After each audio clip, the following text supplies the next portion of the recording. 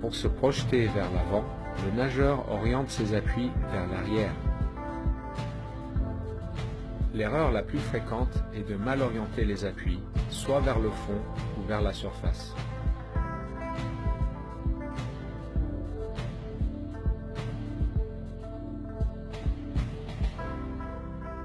Les nageurs experts utilisent l'intégralité de l'avant-bras et de la main pour se propulser vers l'avant. Il est important que l'avant-bras soit 90 degrés par rapport au fond de la piscine. Les nageurs novices ont tendance à tirer avec les coudes en premier et de se servir uniquement de la surface de la main. En nageant de cette manière, les bras ont tendance à tourner dans le vide et le nageur fait du surplace. Cela se traduit par une faible distance par cycle. En utilisant correctement les avant-bras, le nageur se déplace au-dessus d'un point d'appui qui est fixe.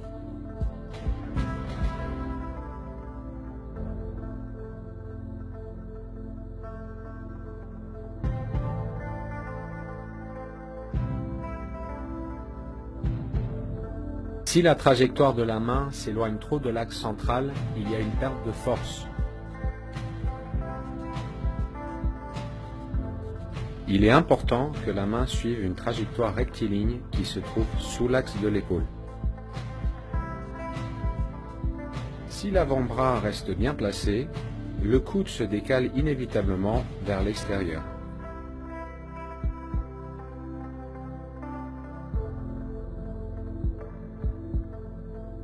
Les bons nageurs restent relâchés pendant une majorité du cycle et contractent leurs muscles uniquement pendant la traction sous-marine.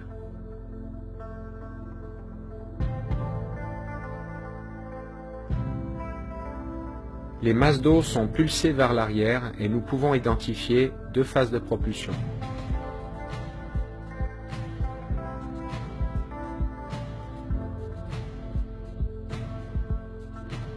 La majorité du déplacement vers l'avant est générée par la première phase de propulsion.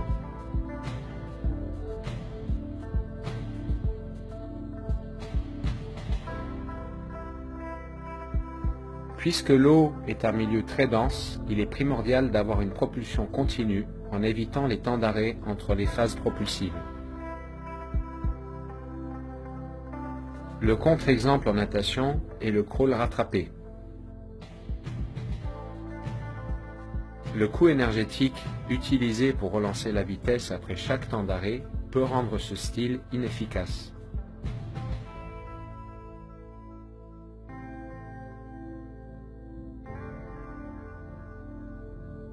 Dans toutes les nages, une propulsion efficace est le résultat d'une orientation correcte des appuis, de l'utilisation des bons muscles au bon moment et de la continuité.